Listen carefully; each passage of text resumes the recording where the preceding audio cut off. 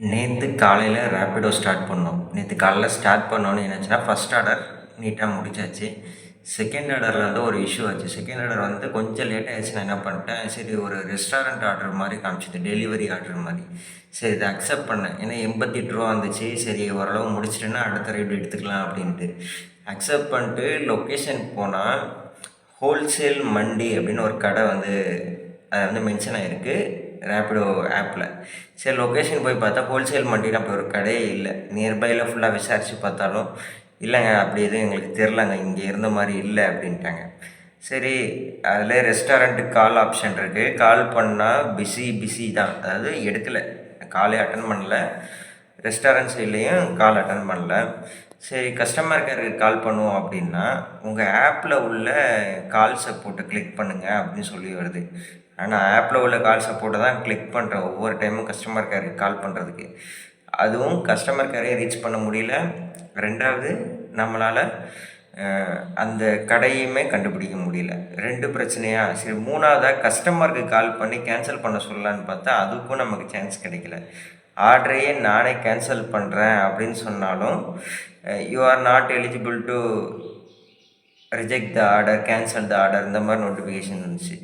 ஆக மொத்தத்தில் கஸ்டமர் கேருக்கும் கால் பண்ண முடியல, கஸ்டமருக்கும் கால் பண்ண முடியல, ரெஸ்டாரண்ட்டுக்கும் கால் பண்ண முடியல.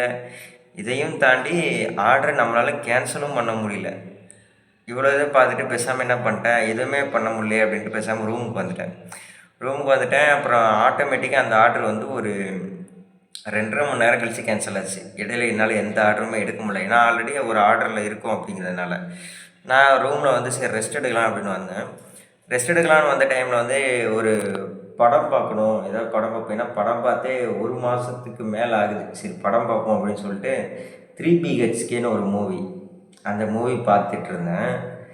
படம் செமையாக இருக்குன்னா நான் ரிவ்யூலாம் சொல்லலைன்னு நினைக்கல.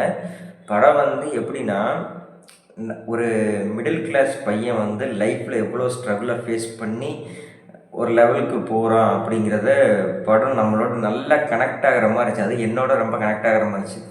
அதில் சரத்குமார் நடிச்சிருக்காரு. சரத்குமாரோட கேரக்டருக்கு ஏற்ற மாதிரி பார்த்திங்கன்னா அவர் வந்து ஒரு சாதாரண ஒரு அக்கௌண்டண்ட்டாக இருந்து அப்படியே லைஃப்பை கொண்டு போயிட்டுருக்காரு. அமௌண்ட்டு சேர்க்குறாரு வீடு கட்டுறதுக்காக. அந்த அமௌண்ட்டை சேர்த்துட்டு வீடு பார்த்துக்கிட்டே இருக்காரு. டைம் இன்க்ரீஸ் ஆகிட்டே இருக்குது. இந்த டைம் லேட்டாக ஆக என்ன ஆகுதுன்னு பார்த்திங்கன்னா, ஒரு தேவையான அமௌண்ட்டுக்கு அதிகமாக தான் வீடே இருக்குது. அவர்கிட்ட இருக்கிற அமௌண்ட்டுக்கு அதிகமாக தான் வீட்டோட அமௌண்ட் இருக்குது. அப்படி இப்படின்னு சொல்லி ஒரு டைம் கால்குலேஷன் போட்டு இதுக்குள்ளேக்கு இந்த அமௌண்ட் அடிக்கணும்னு ஒரு டார்கெட் வச்சு வீட்டில் உள்ளவங்க எல்லாமே ஓடுறாங்க. சரத்குமார், அவரோட ஒய்ஃப், அவங்களும் முறுக்கு வியாபாரம் விற்று இது பண்ணுற மாதிரி காமிக்கிறாங்க. ஸோ ஹஸ்பண்ட் ஒய்ஃப் 2 பேருமே ஹார்ட் ஒர்க் பண்ணுறாங்க. அவங்களோட பொண்ணு வந்து பார்த்திங்கன்னா அவங்க வந்து தமிழ் மீடியமில் படிக்கிறாங்க, கவர்மெண்ட் ஸ்கூலில். ஆனால் சூப்பராக படிக்கிறாங்க. அவங்களோட பையனுக்காக அவங்க பொண்ணு வந்து சாக்ரிஃபைஸ் பண்ணுற மாதிரி காமிச்சிருக்காங்க. ஏன்னா கவர்மெண்ட் ஸ்கூலில் படித்தோன்னா ஃபீஸ் கம்மியாகும். பையனை வந்து இது கார்ப்பரேட் ஸ்கூலில் படிக்க வச்சுருக்காங்க, ப்ரைவேட் ஸ்கூலில் படிக்க வச்சு பையன் வந்து நல்லா படித்து முன்னேறட்டும் அப்படின்னு சொல்லி. பையனுக்கு வந்து படிப்பே சுத்தமாக ஏறலை கான்செப்ட்டு. அவனால் படிக்கவும் முடியல. அப்படிங்கிற பட்சத்தில் சித்தார்த்தா தான் ஹீரோ.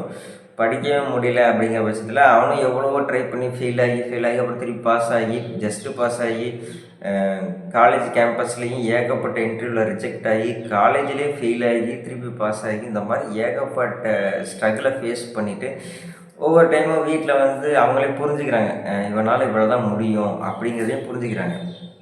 ஸோ அவன் எவ்வளோ லைஃப்பில் ஸ்ட்ரகிளை ஃபேஸ் பண்ணி கடைசியில் ஒரு ஜாபுக்கு போயிடுவான். அந்த ஜாபுக்கு போனதுக்கப்புறமும் வந்து பார்த்திங்கன்னா அங்கேயும் அவனை ஒரு ஆவரேஜாக வச்சு ஐடி ஃபீல்டு அவனை ஒரு டிபார்ட்மெண்ட் சூஸ் பண்ணதே வந்து எப்படின்னா, இவர் சொல்லிட்டா கரெக்டாக இருக்கும், பெரியவங்க சொன்னால் கரெக்டாக இருக்கும் அப்படிங்கிற மாதிரி ஒரு மைண்ட் செட்டில் கொண்டு வந்து அவன் மெக்கானிக்கல் இன்ஜினியர் படிக்கணும் ஒரு இன்ட்ரெஸ்ட்டு.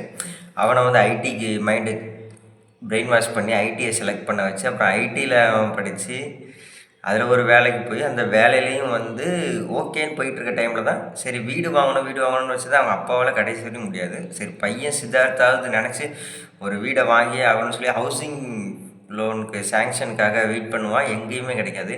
கடைசியில் ஒரு கம்பெனியில் ரொம்ப ஸ்ட்ரகிள் ஆகி வேலை பார்த்துக்கிட்டு இருப்பான். அந்த கம்பெனியில் அவனுக்கு ஒரு ரெஸ்பெக்ட் கிடையாது, ஒரு மரியாதை எதுவுமே கிடையாது. அந்த கம்பெனிலையும் எப்படியோ சேங்ஷன் ஆகிரும்.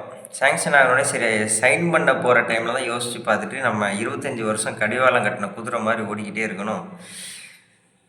இந்த மேனேஜரோ ஹையர் அஃபிஷியல்ஸ் வந்து என்ன சொன்னாலும் அவங்களுக்கு தலையை குனிஞ்சு தான் போகணும் அப்படிங்கிற ஒரு மைண்ட் செட்டில் அதை கேன்சல் பண்ணிட்டு திருப்பி லைஃப்பை வந்து ஸ்க்ராட்ச்லேருந்து ஸ்டார்ட் பண்ண போகிறேன் அப்படின்னு சொல்லிட்டு ஸ்டார்ட் பண்ணல. அது வந்து ரியாலிட்டிக்கு எந்த அளவுக்கு சக்ஸஸ் ஆகும்லாம் தெரியாது.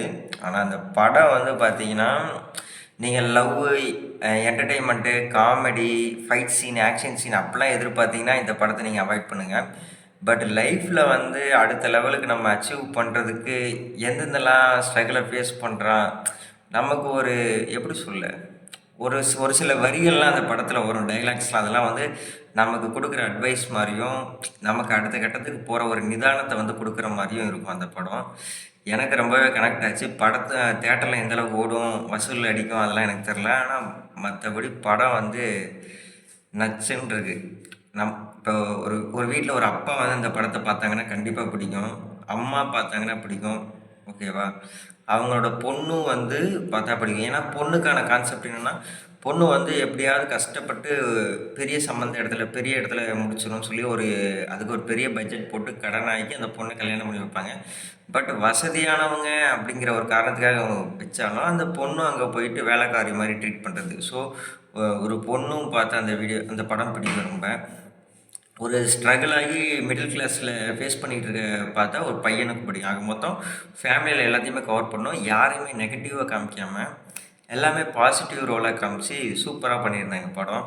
ஸோ அந்த படத்தை நேற்று ஃபுல்லாக பார்த்துட்டு அப்படியே ரெஸ்ட் எடுத்து முடிச்சாச்சு. சரி, இன்றைக்கி இப்போ ரைடை ஸ்டார்ட் பண்ணுவோம். இப்போ காலையில் வந்து டைம், இந்த வீடியோ ரெக்கார்ட் பண்ணும்போது இப்போ டைம் வந்து கரெக்டாக வந்து 7:17, ஓகேவா.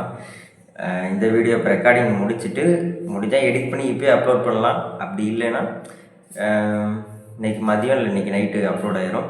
நெக்ஸ்ட் இப்போ இந்த வீடியோ ரெக்கார்டிங் முடித்த உடனே நேராக ரைடு ஓட்டு கிளம்பணும். ஏன்னா நேற்றே வெறும் ஒரு ரைடோடு முடிச்சாச்சு, 2வது ரைடில் இந்த மாதிரி பிரச்சனை ஆயிடுச்சு. சரி, ஸ்டாப் பண்ணியாச்சு. ஆனால் இன்றைக்கி வந்து கண்டிப்பாக ரைடு ஓட்டி தான் ஆகணும், ஓகேவா. நம்ம சேனலுக்கு வந்து இப்போதைக்கு சப்ஸ்கிரைபர்ஸ் கவுண்ட் வந்து 645. இன்னும் ஒரு 355 சப்ஸ்கிரைபர் வந்தால் டார்கெட் அச்சீவ் பண்ண மாதிரி இருக்கும். அதாவது 1000 சப்ஸ்கிரைபர் மட்டும் சொல்கிறேன். கூட உள்ள ஃப்ரெண்ட்ஸ்லாம் வந்து நீ 1000 சப்ஸ்கிரைபர் வந்தால் ட்ரீட் வைக்கணும் அப்படிங்கிற மாதிரி சொல்லியிருக்கானுங்க. ஓகே, அது பிரச்சனை இல்லை. எனக்கு 1000 சப்ஸ்கிரைபர்ஸ் ப்ளஸ் வாட்ச் ஹவர்ஸ் 4000, அதுக்கான டார்கெட்டில் போயிட்டுருக்கேன். நம்ம சேனலுக்கு உங்களோட ஆதரவுகள் தேவை. நன்றி, வணக்கம்.